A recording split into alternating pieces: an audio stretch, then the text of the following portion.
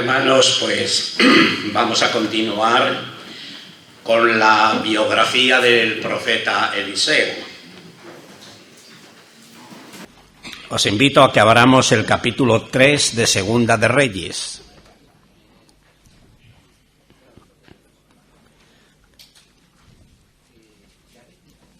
Segunda de Reyes, capítulo 3, y vamos a leer los 11 primeros versículos. Jorán, hijo de Acaz, comenzó a reinar en Samaria sobre Israel el año 18 de Josafat, rey de Judá, y reinó 12 años.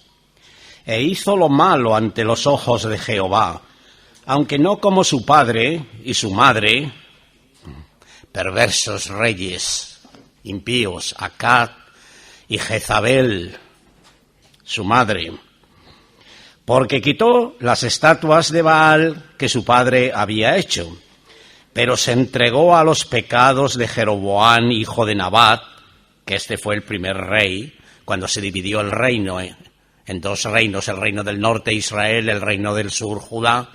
Este fue Jeroboam, hijo de Nabat, que hizo pecar a Israel y no se apartó de ellos. Entonces Mesa, rey de Moab, era propietario de ganados y pagaba al rey de Israel 100.000 corderos y 100.000 carneros con sus vellones. Pero muerto Acaz, el rey de Moab, se rebeló contra el rey de Israel. Salió entonces de Samaria el rey Jorán y pasó revista a todo Israel y fue y envió a decir a Josafat, rey de Judá: el rey de Moab se ha rebelado contra mí. ¿Irás tú conmigo a la guerra contra Moab? Y él respondió: iré, porque yo soy como tú, mi pueblo como tu pueblo, y mis caballos como los tuyos. Y dijo: ¿por qué camino iremos? Y él respondió: por el camino del desierto de Edom. Salieron pues el rey de Israel y el rey de Judá y el rey de Edom, y como anduvieron rodeando por el desierto 7 días de camino, les faltó agua para el ejército y para las bestias que los seguían. Versículo 10. Entonces el rey de Israel dijo: ¿qué ha llamado Jehová a estos 3 reyes para entregarlos en manos de los moabitas?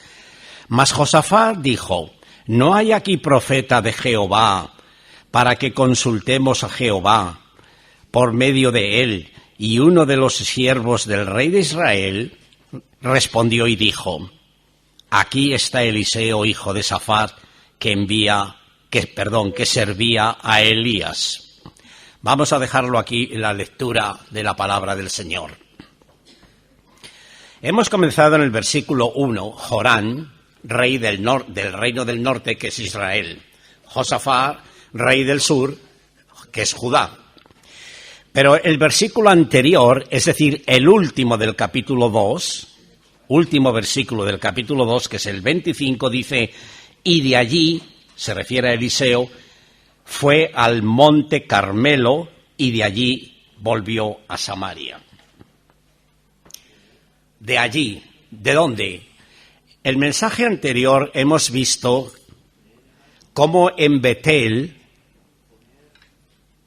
se burlaban de Eliseo cuando llegó allí.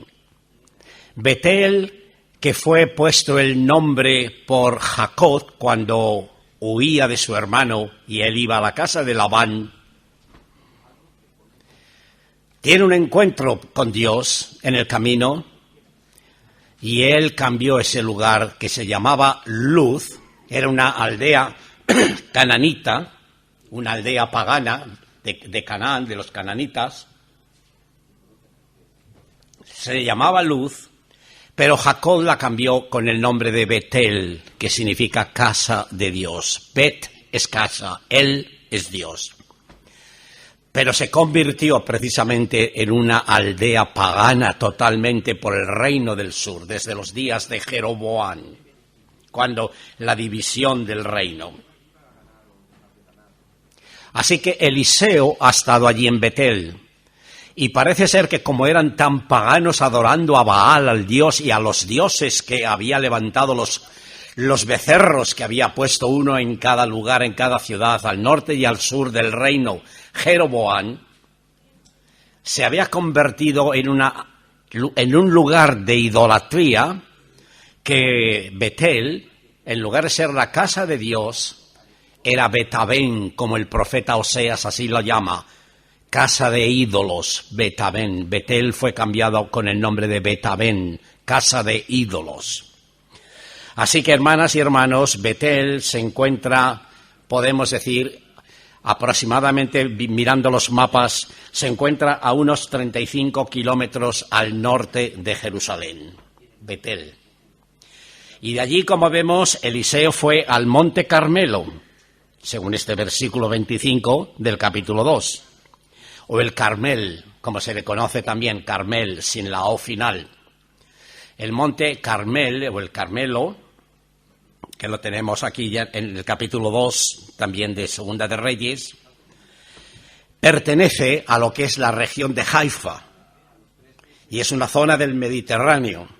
Si tuviéramos un mapa, que lo podéis ver por vuestras Biblias, si tenéis un mapa, está subiendo por la parte del Mediterráneo arriba y parece que es como una punta que hace así el mapa, el terreno hacia así una esquina, como si fuera un cabo, es decir, una punta de tierra que penetra en el mar. Pero esto es un monte, no es una punta de tierra que penetra en el mar, pero desde allí se ve el mar, el Mediterráneo. Allí, como ya he dicho varias veces, hermanas, hermanos de esta iglesia, hemos pisado allí el Monte Carmel. Carolina, hermana de Antonio, el que está ahí a la entrada, Cayita, que está aquí presente, Ana Mari, que está aquí presente, los padres de Manolo y de Javier, que están aquí presentes, y Julián e Isabel han estado allí, estuvimos en el Monte Carmel, hemos pisado ese lugar y, como digo, está a unos 550 metros sobre el nivel del mar. Bien, allí ha marchado Eliseo. Y de allí hemos leído que baja a Samaria. Samaria, o sea, del Monte Carmel arriba va bajando abajo lo que es Samaria. Él se queda allí. Bien, la idolatría nunca cesa. Si había idolatría en aquellos días, la sigue habiendo en los días de hoy. Porque no hace muchos años han levantado un monasterio al profeta Elías, precisamente en el Monte Carmelo. Hay ahí un monasterio levantado al profeta Elías. Bueno, pues hermanas y hermanos, como vemos aquí, hemos leído que del Monte Carmel Eliseo ha bajado a Samaria y nada menos que del Carmel a la parte de Samaria hay unos 115 kilómetros. Entonces no había autobuses como hoy te pueden llevar si vas a Israel. No había los autobuses en aquellos días para poder bajar en media hora o en una hora. Carmel o Carmelo, precisamente significa, porque aún los nombres incluso de las personas, pero este lugar también significa viñedos de él. Él, en el hebreo, es Dios. De aquí los nombres que terminan en él, como Daniel, Ezequiel. Él se refiere a Dios, el nombre de Dios. Pues significa los viñedos de él. Los viñedos de Dios, diríamos nosotros lo que significa el nombre de Carmelo. Y además, hermanas y hermanos, esto lo digo como para tener una pequeña idea no solo de los lugares, y os recomiendo que miréis los mapas bíblicos para ver dónde está el Carmel, dónde se encuentra Betel, dónde se encuentra Jerusalén, lo que es Samaria, que es el centro del país. Precisamente de allí, de las faldas del Monte Carmelo, sale un valle que es llegando lo que se llama el Valle de Jezreel o Esdraelón. Y allí será la batalla de Armagedón y allí el Señor juzgará a las naciones cuando Él aparezca en su segunda venida. Allí el Señor juzgará a las naciones, que es lo que tenemos en el capítulo 25 de Mateo. Bueno, en fin, vamos a entrar en los versículos de lo que acabamos de leer. Así que el mensaje anterior, si nos acordamos, que ha terminado en este versículo 25, en el Monte Carmelo, ahora allí Elías había desafiado a los falsos profetas de Baal. Allí los había ejecutado Elías, a esos falsos profetas, cuando se demostró que el verdadero Dios es Jehová. Porque si Baal es Dios, dice Elías, pues venga, seguidle y adorarle a él, seguidle a Baal. Pero si Jehová es Dios, pues seguidle y debéis adorar a Dios, a Jehová. Y allí vemos cómo termina el juicio de estos falsos profetas, asesinándolos. Y claro, Jezabel, que era precisamente la causante del dios Baal que había traído desde Fenicia, porque ella era una mujer fenicia, no era judía, con la que se había casado el rey Acab. Ella se enfurece y quiere matar a Elías, y Elías tiene que huir. Allí Eliseo ahora, su agitado corazón de lo que había ocurrido en Betel con aquellos 2 osos que salieron y mataron a 42 jóvenes de los que se burlaban de Eliseo. Calvo, sube, calvo, sube. Quieras o no, el espíritu de Eliseo se había como entristecido y él ahora no tenía revelación de Dios. Vamos a verlo esto en los versículos siguientes. Así que, después de haber caminado 7 días por el desierto, se encuentran con un grave problema. ¿Quiénes? Los reyes. Hemos empezado leyendo que Jorán, rey del norte, rey de Israel, hijo de Acab, el rey de Moab, pagaba un tributo de 100.000 corderos y 100.000 carneros con el vellón, se lo pagaba como tributo al rey Acab. Pero cuando muere Acab, él dice, pues ahora me he librado yo del tributo. Entonces el hijo, que es Jorán, dice así, hay que declarar la guerra a Moab. Y pide la ayuda al rey de Judá, que es Josafat, y también al rey de Edom. Y entonces hay la confederación de 3 reyes. ¿Se puede proyectar, por favor?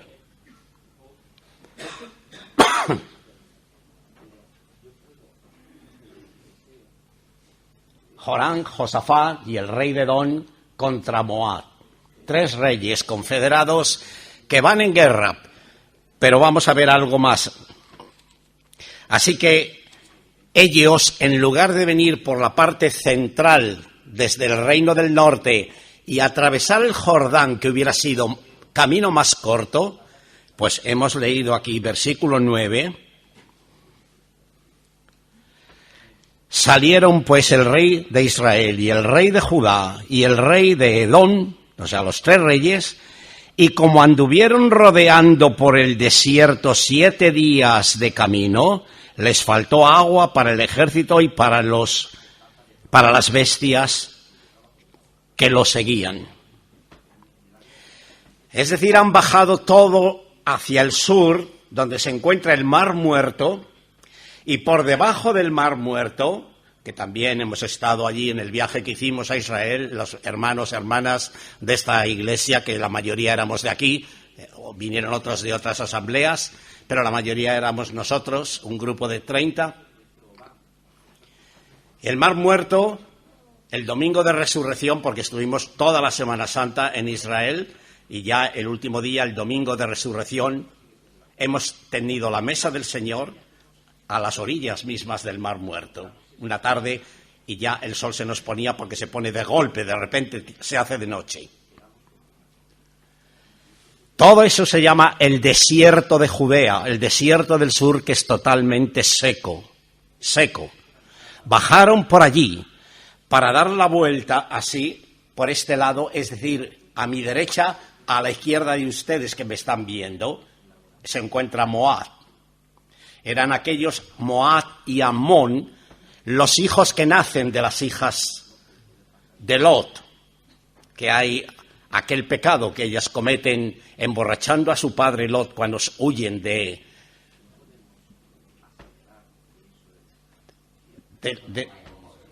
Sodoma y Gomorra, gracias, cuando huyen de Sodoma y Gomorra, que son destruidas por el fuego de Dios. Ellas, al verse solas, dijeron, no tenemos otro que a nuestro padre, así que le emborrachemos y tengamos descendencia de nuestro padre. Y de ahí vienen los pueblos Amón y Moab.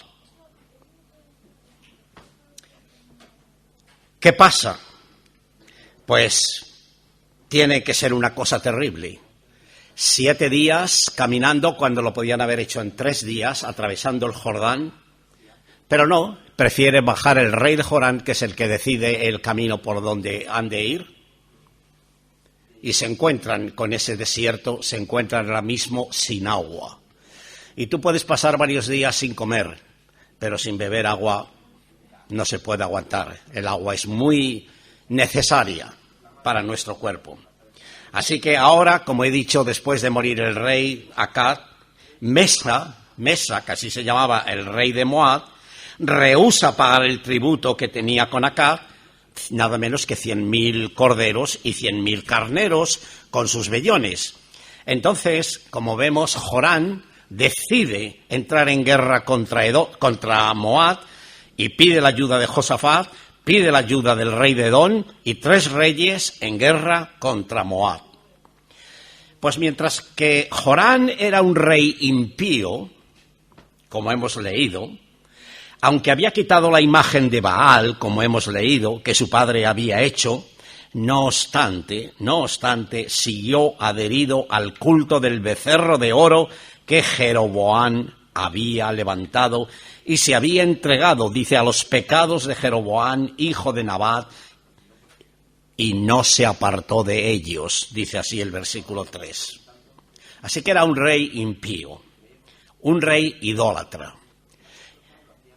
El rey de Edom era un descendiente de Esaú, los edomitas, descendientes de Esaú. Por lo tanto, era también un rey pagano y malo también lo era, este rey. Y van a la guerra con el rey de Judá, Josafat, versículo 9. Nos dice Primera de Reyes 22:44 lo siguiente, Primera de Reyes 22:44, y Josafat hizo paz con el rey de Israel. Malo Josafat, mal asunto. Hizo paz con el rey de Israel. Josafat trató a Israel como a un reino hermano, cuando era un reino que se había apartado de Dios, un reino idólatra. Pero Josafat lo consideró un reino hermano. Josafat, como vemos, era un rey de carácter débil. Dice el versículo 7 que hemos leído, este capítulo 3. Fue y envió a decir a Josafat, rey de Judá, el rey de Moab, se ha rebelado contra mí, le está diciendo Jorán. ¿Quieres venir tú también conmigo a la guerra? Y Josafat respondió, versículo 7, iré porque yo soy como tú, mi pueblo como tu pueblo, y mis caballos como los tuyos. Me recuerdan las palabras de Ruth, la moabita, cuando su suegra oye que allá hay comida, alimento en Belén, ella ahora les dice, mirad hijas, no tengo más hijos para daros ya como maridos, así que quedaros ya ahí en vuestro lugar con vuestras familias. Y Ruth, ¿qué le dice? No te dejaré, tu pueblo será mi pueblo, tu Dios será mi Dios. Me recuerdan estas palabras lo que Josafat le está diciendo aquí a Jorán. No tenía por qué decir estas cosas, porque era un rey pagano, por lo tanto era un rey apartado totalmente de Jehová. Josafat no tenía por qué hacer una alianza con un rey idólatra, pero es así las cosas en la historia. Así que el Señor, a quien buscó durante su reinado, Josafat, es verdad, que hizo lo bueno ante los ojos de Jehová, fue uno de los reyes que se nos dice que hizo lo bueno ante los ojos de Jehová, pero era un rey débil. Y el Señor, a quien buscó durante su reinado, le confirmó el reino en su mano, dice Segunda de Crónicas 17, y se animó su corazón en los caminos del Señor y quitó toda idolatría que había en su reino, dice Segunda de Crónicas 17:6. Sí, hizo lo bueno, quitó la idolatría, Josafat, en el reino del sur, Jerusalén, la capital. Pero no tenía la fuerza, Josafat no tenía la fuerza y el carácter para decir no a las invitaciones de las malas compañías. Aquí lo vemos en el versículo 7. Tu pueblo, pues será mi pueblo. Tus caballos, como los míos. Tu ejército, pues como el mío. No tenía carácter para decir no a esas malas compañías, por lo cual Dios no podía bendecir esta unión. Ahora, hermanas y hermanos, yo pregunto antes de continuar, ¿no nos pasa a nosotros los cristianos también lo mismo? ¿No nos pasa esto a nosotros que conocemos a Dios, conocemos su palabra, pero no tenemos la fuerza y el coraje suficiente para decir no a las alianzas, a las amistades que se nos presentan en ocasiones? Oye, mira, ven con nosotros. Oye, mira, haz esto.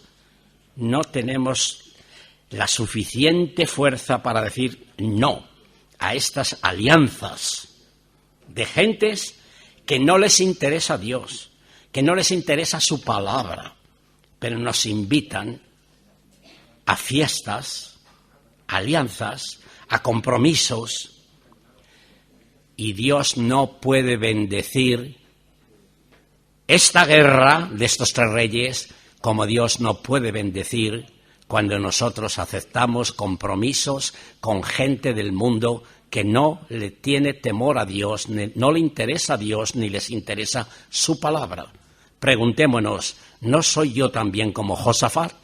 Que no tengo el valor suficiente para decir cuando me invitan a algo que sé que es contrario a lo que dice la palabra de Dios, para decir no rotundamente. Lo siento, muchas gracias, te lo agradezco, pero no cuentes conmigo. No tenemos ese valor. Como dice Wolfgang, no lo sé pronunciar en alemán, pero ayer hablaba yo precisamente con una hermana de otra iglesia, ha estado aquí ya ella, no hace mucho, con su hija. Ella dice Volcan, me decía ayer, Volcan. Bueno, pues dice que hay un libro que me regaló ella y su hija sobre Eliseo, y dice lo siguiente: Dios no bendice ni los compromisos ni las uniones antibíblicas. Eso es lo que dice Volcan en su libro. Bueno, sigamos, hermanas y hermanos. Después de rodear, como hemos leído, 7 días de camino por el desierto, la euforia se les desvaneció. ¿Por qué? Y sobre todo Joram ya había perdido toda esperanza de salvación. Versículo 10. Entonces el rey de Israel dijo: que ha llamado Jehová a estos 3 reyes para entregarlos en manos de los moabitas. O sea que él, que venía pensando en vencer a Moab en esa guerra, ahora se encuentra de que es a la inversa, que vamos nosotros ahora a caer en las manos del enemigo, en las manos de Moab. En lugar de ir por el camino más corto, cruzando, como he dicho, el Jordán, deciden rodear por el desierto de Edom, que es al sur del Mar Muerto. Y el grave aprieto en el que se encontraban ahora esta expedición, antes de encontrarse con el enemigo Moab, se vieron en el trance de perecer por falta de agua. Versículo 9. Y Joram estalló en amargas lamentaciones, atreviéndose a culpar a Dios de la grave situación en la que se encontraban. Así lo dice el versículo 10. Como dice David Guthi, la conciencia culpable de Joram lo convenció de que esta calamidad era el juicio de Dios. Su propio pecado le hizo pensar que todo lo que sucedía en su contra era el juicio de Dios. Pero Josafat, por el contrario, sugirió buscar la dirección de Dios, aunque tarde, lo hizo tarde, pero bueno, decidió buscar la dirección de Dios en esta desesperada situación. Y él pregunta, versículo 11, ¿no hay aquí profeta del Señor para que consultemos al Señor por medio de él? ¿No hay aquí un profeta? Josafat por lo menos tuvo esta sugerencia noble. Y como digo, ya era tarde, pero bueno, mejor que nunca, pues aunque sea tarde, tuvo esta sugerencia de buscar algún profeta de Dios. Entonces el monarca israelita, que aquí vemos que se desespera de inmediato, el monarca judío, Josafat, conserva la fe y la esperanza. Mientras uno se desespera, el rey del norte, el rey Jorán, Josafat por lo menos tiene esperanza y fe que pueda haber todavía un resultado favorable. Josafat hizo bien al hacer esta pregunta de consultar a Dios, y ahora había sido ya mucho mejor que lo hubiese hecho antes, pero, como he dicho, más vale tarde que nunca. Versículo 11, la segunda parte, dice: y uno de los siervos del rey de Israel, uno de los siervos de los que iban del ejército del rey Jorán, respondió y dijo, la segunda parte del versículo 11, aquí está Eliseo, hijo de Safat, que servía a Elías. Con toda seguridad, hermanas y hermanos y amigos, que Josafat, él a lo mejor conocía a este, y este le conocía a Josafat. Y Eliseo entonces era también muy conocido por su fama, porque uno de los siervos del rey dice, aquí hay uno llamado Eliseo. Tanto que uno de los siervos del rey de Israel sabía que él se encontraba cerca. ¿Dónde estaba en esos momentos? Hemos leído que de allí del Carmelo él ha bajado a Samaria. Pero ¿en qué parte de Samaria se encontraba Eliseo? No lo sabemos. Lo que sí es cierto es que estos todavía no habían llegado al sur todavía, frente a Moab, y estaban todavía camino de Samaria, porque Samaria es grande. La mitad del mapa de Israel, el centro es Samaria. Pero hay Samaria del norte, hay Samaria del sur. Así que ellos se encontrarían todavía caminando por Samaria y llevaban ya estos 7 días. Con toda seguridad que ellos mandan llamar, el rey sobre todo manda llamar y Josafat manda llamar a que busquen, encuentren y le hagan venir a este profeta de Dios llamado Eliseo. Dice el versículo 13, entonces Eliseo dijo al rey de Israel, ¿qué tengo yo contigo? Le han mandado recado para que venga, quieren hablar con él, quieren consultar con él. Y cuando llega Eliseo, ¿qué es lo que dice al rey del norte, a Jorán? ¿Qué tengo yo contigo?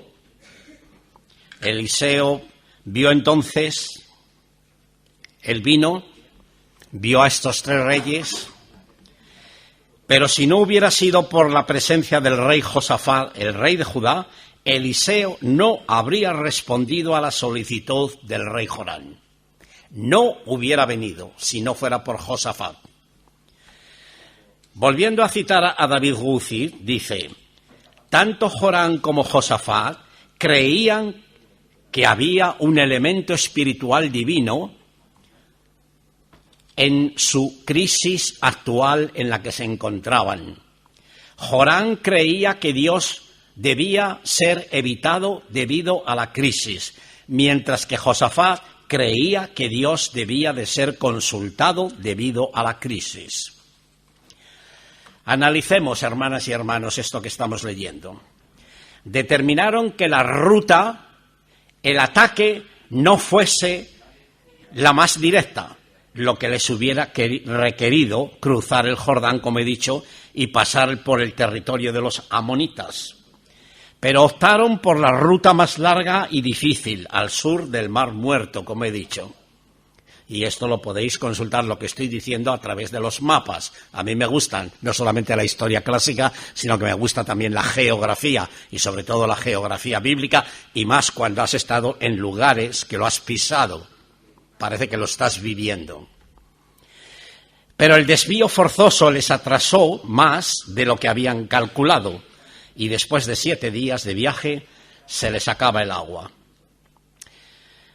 Dios no había llamado a los 3 reyes juntos. Esto no viene de Dios. Se habían reunido por su propia cuenta, guiados por sus propios puntos de vista sobre la política terrenal. Sin embargo, Dios, en su misericordia, no estaba dispuesto a entregarlos en manos de Moab, como podía haber hecho con estricta justicia, pero no lo hizo. Dios es misericordioso y paciente. Estaba a punto de liberar a los 3 reyes de su peligro, dice el versículo 11, cómo se vieron en ese peligro. Dios estaba a punto de librarles. De cuántas equivocaciones, hermanas, hermanos, y errores nos ha librado Dios, haciendo nuestra voluntad sin consultar con Él. ¿No es así? ¿No es así que nos hemos metido muchas veces nosotros en líos sin consultar con Dios, porque lo hemos decidido nosotros? Y Dios nos ha librado de errores y hemos tenido que decir: Señor, gracias, porque la culpa es mía. La pregunta que define el tema que estamos tratando: ¿por qué camino iremos? Versículo 8. ¿Esto quién lo dice? Josafat. ¿Por qué camino iremos? Y él respondió, o sea, Jorán, por el camino del desierto de Edom. Josafat pregunta, ¿por qué camino iremos? Y la respuesta de Jorán es, por el camino del desierto de Edom.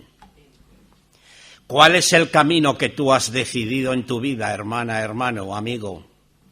¿Cuál es el camino que tú has decidido tomar en tu vida? ¿El camino de Dios o el camino tuyo? Y esto es algo que nosotros siempre debemos preguntarnos. La palabra de Dios nos habla al corazón.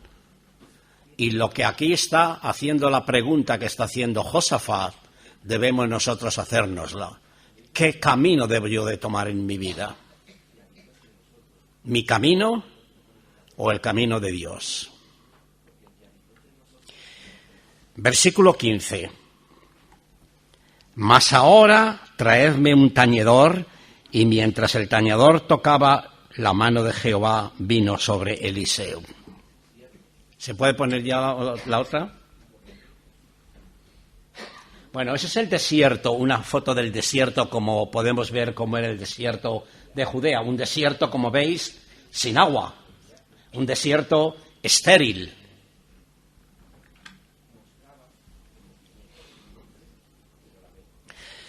Francisco La Cueva dice lo siguiente: ve en estos momentos a Eliseo en un estallido de santa y justa indignación y que no estaba en las mejores condiciones para recibir oráculos de Dios. ¿Hay aquí algún profeta de Dios al que se le pueda consultar? Y sí, un siervo del rey del norte de Jorán dice, sí, aquí está aquí está Eliseo. Pero Eliseo en esos momentos es posible, como digo, de lo que ocurrió en Betel, con aquellos 42 jóvenes que mueren por aquellos 2 osos, que no deja de ser un juicio de Dios que envió. Porque Dios no permite que sus siervos, cuando Dios envía a uno de sus siervos, y como dice una de los... no es leyenda, pero se ha dicho que el siervo de Dios no muere, por mucho que lo intenten, hasta que ha cumplido la obra a la cual Dios le ha llamado. Pero le tuvo que conmocionar, este hecho le tuvo que conmocionar a Eliseo, y no se encontraba en estos momentos en circunstancias para recibir los oráculos de Dios. ¿Y qué ocurre? Por este motivo, para recobrar la calma de su espíritu y de su corazón, Eliseo pide ahora que le traigan un tañedor. ¿Qué es un tañedor? Pues es un músico que toca un instrumento de cuerda o percusión. Ese es un tañedor. Y lo más seguro es que fuese un arpa o un laúd, y este músico posiblemente se encontraba entre los soldados que acompañaban a los reyes en la guerra. Posiblemente alguno de ellos sabía tocar instrumento de cuerda. Mientras el tañedor tocaba su instrumento, ¿se puede ver? Ahí lo tienen, ahí está tañendo un laúd.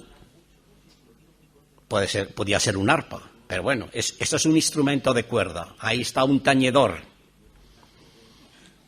tocando su laúd mientras marchaban a las órdenes de un soldado. Mientras el tañedor tocaba su instrumento y al escuchar las suaves melodías, podemos decir que el ánimo de Eliseo se calmó y se volvió otra vez sensible para captar la voz de Dios, y una vez calmado su corazón, la mano de Jehová vino sobre Eliseo. Hermanas y hermanos, sabemos, como se suele decir, que la música amansa las fieras y da reposo y quietud al espíritu, un espíritu inquieto, da calma, quietud. Tenemos el caso del rey Saúl. Cuando el rey Saúl se enfurecía y quería matar a David, ¿qué ocurría? Que cuando David tocaba el arpa, el espíritu del rey de Saúl se calmaba. Se tranquilizaba su espíritu cuando David tocaba el arpa. Lo tenemos en 1 Samuel 16. Hermanas, hermanos, la música espiritual bien tocada, no los himnos modernos que parecen rockeros. Lo siento, pero hay himnos hoy día que se cantan en iglesias que yo mismo he oído y para mí más bien me parece una música rockera que una música, una melodía que realmente engrandece a Dios, alaba a Dios e inspira nuestro corazón para adorarle. Hay música clásica, hay música que tiene una verdadera melodía. Tenemos himnos, no solamente en el himnario verde, el himnario rojo que tenemos allí con 750 himnos y otros himnarios que han traído aquí hermanos de Honduras, que hay himnos que aunque la letra cambia un poco, pero la música es la misma. Y son himnos que efectivamente te conmueven y te hacen pensar en la adoración a Dios. Dice Wolfgang, volviéndole a citar otra vez, o Volcan, como dice esta hermana Victoria, Volcan, acerca de Martín Lutero, dice lo siguiente: gracias a la música muchas veces fui vivificado. Es Lutero el que está diciendo esto. Fui vivificado y conmovido de manera que me entraron ganas de predicar. Ella, o sea, la música, es quien calma el corazón y lo prepara para recibir la divina palabra de verdad. Claro que sí, hermanas y hermanos. Yo mismo, cuando oigo cantar alguno de los himnos con esas melodías que te elevan como si fueras ya al cielo. Y yo digo, ¿cuáles serán los himnos que allí cantemos en la presencia del Señor cuando estemos en el cielo? Yo creo que no van a ser himnos rockeros. Versículos 16 y 17. Quien dijo, así ha dicho Jehová. Ahora es Eliseo el que está hablándoles ante la pregunta que le han hecho, ante la consulta que le han hecho a Eliseo.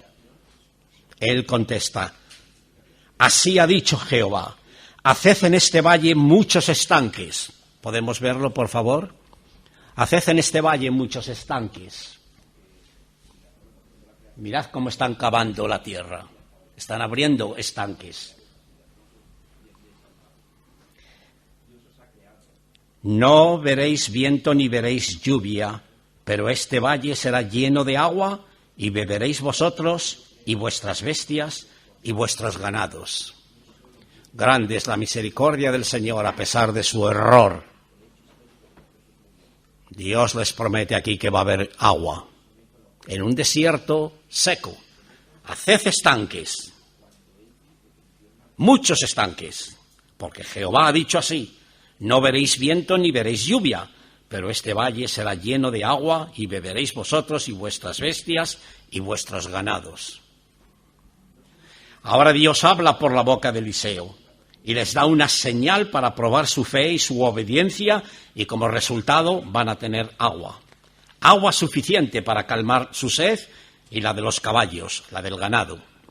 Y aquí tenemos, hermanas y hermanos, un expreso mandamiento y a la vez una buena promesa. Un mandamiento y una promesa. El mandamiento: haced en este valle muchos estanques, es decir, zanjas, canales en el desierto. Si no había síntomas de llover, ¿cómo iba a haber agua? ¿Cómo podía haber agua?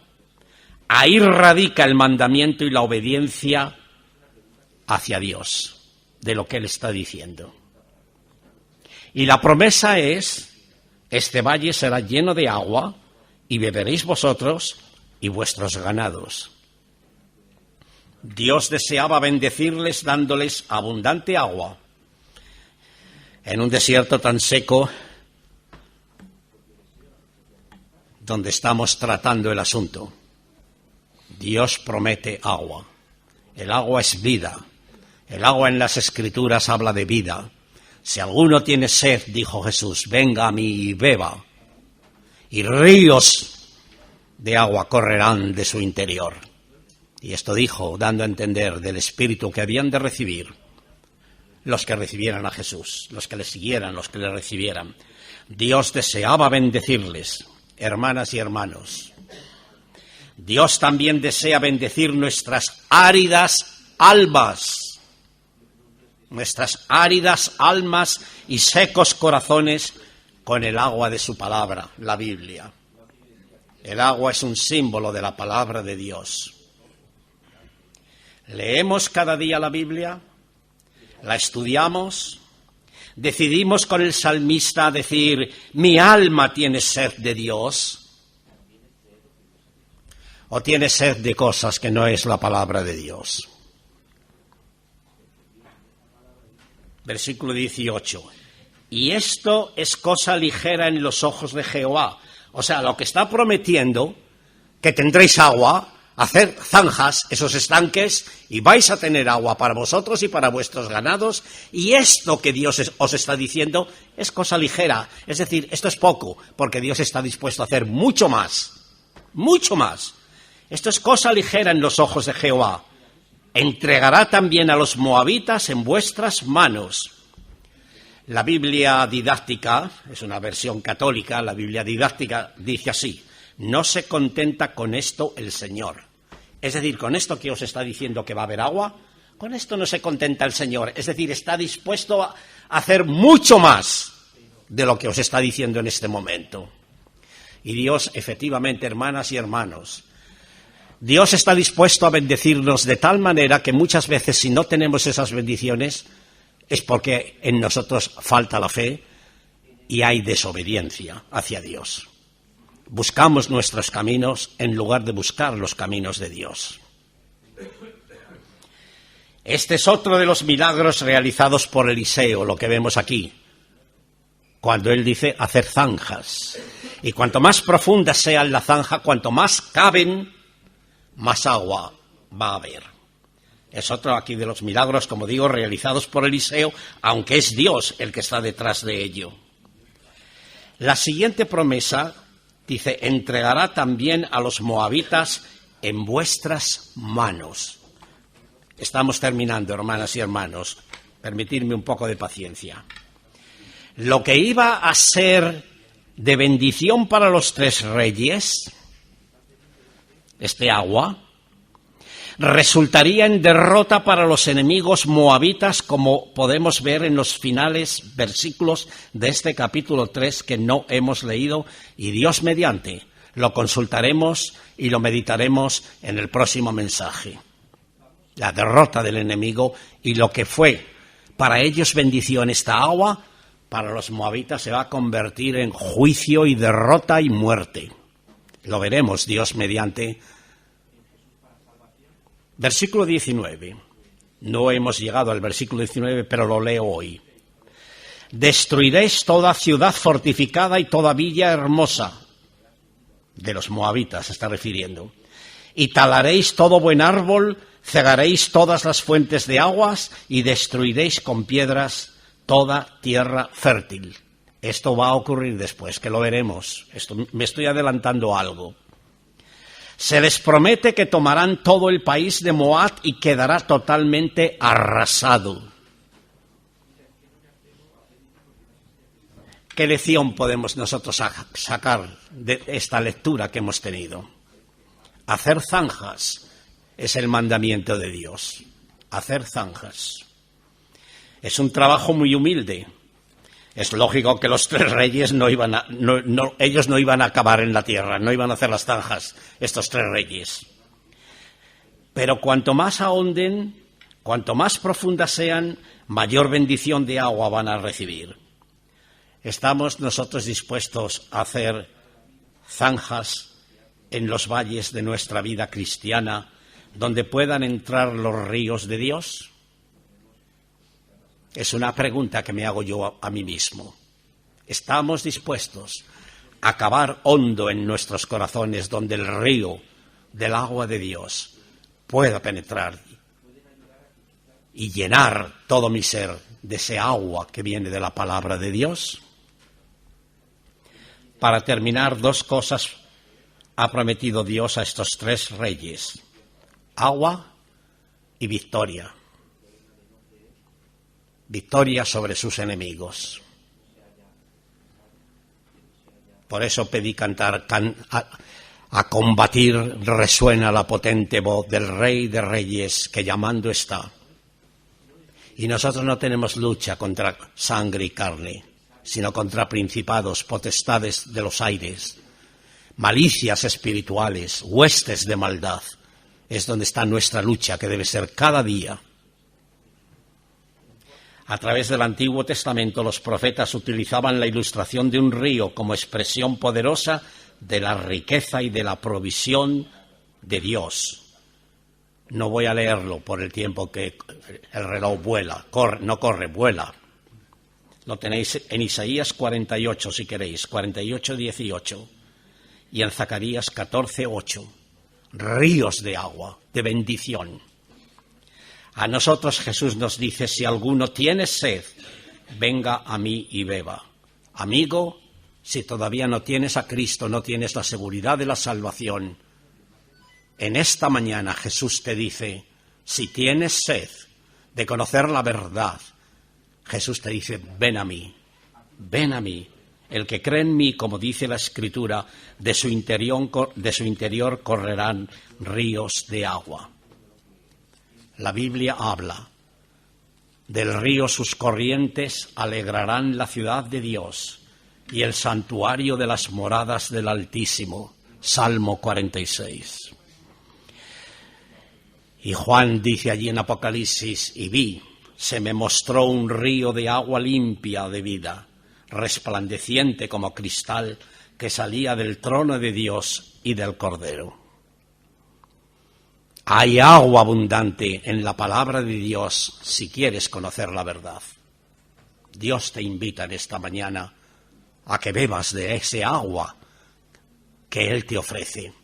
Y por último, en cuanto a la victoria que Dios les ofrece a estos 3 reyes, la Biblia dice que nosotros, los cristianos, los que hemos creído en el Hijo de Dios, los que le hemos aceptado como nuestro Señor y Salvador, somos más que vencedores por medio de aquel que nos amó. Que a Él sea la gloria.